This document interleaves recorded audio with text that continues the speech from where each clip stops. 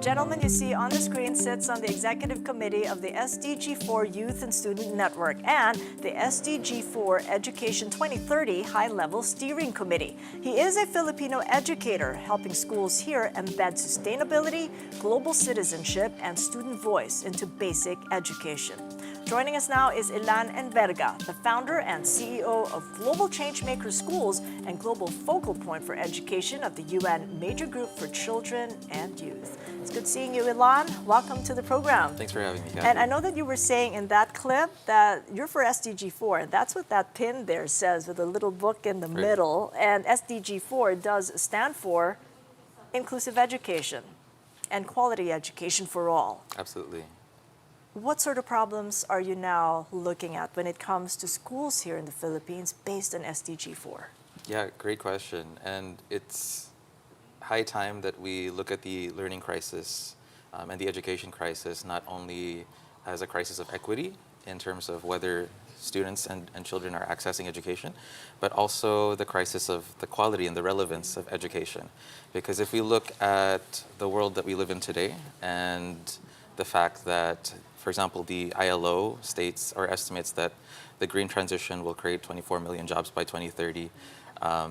We need to ask the question of whether we're preparing young people for this future with sectors like renewable energy, with circular economy businesses, and models, and sustainable agriculture, and green infrastructure. These are rapidly growing sectors, and as an education sector, we need to ensure that the Philippines is meeting the standards and the demands and the needs apparently of our we're country. not. When you look at EdCom 2, there's a serious learning crisis here in the Yes. Philippines. What's it like on the ground? Because you're from Lucena, and you do have the experience of classrooms there. Mm-hmm. How bad is it really? The EdCom 2 report is, by the way, an excellent report. It definitely captures so much of what needs to be changed. It already highlights so many things that I completely agree with. The emphasis on future learning and future-proof competencies in schools, teacher education as paramount to transforming education, which is essential to transforming societies. And the work that we do to ensure that education is relevant in our country is really the mission of my nonprofit, which is Global Changemaker Schools.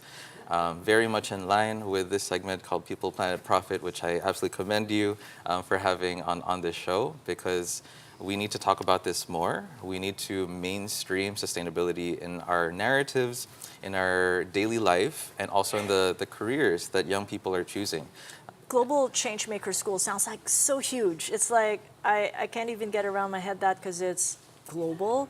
But localize that for us, because I know that there had been an event last week, and that's happening at a time. You've got the DepEd Secretary Sonny Angara proposing a 10-year roadmap to fix the foundational issues in the school system. Which is an excellent way to go, because foundational learning is something that has been untapped for too long in the education sector, not just in the education sector, but even in the economic sector.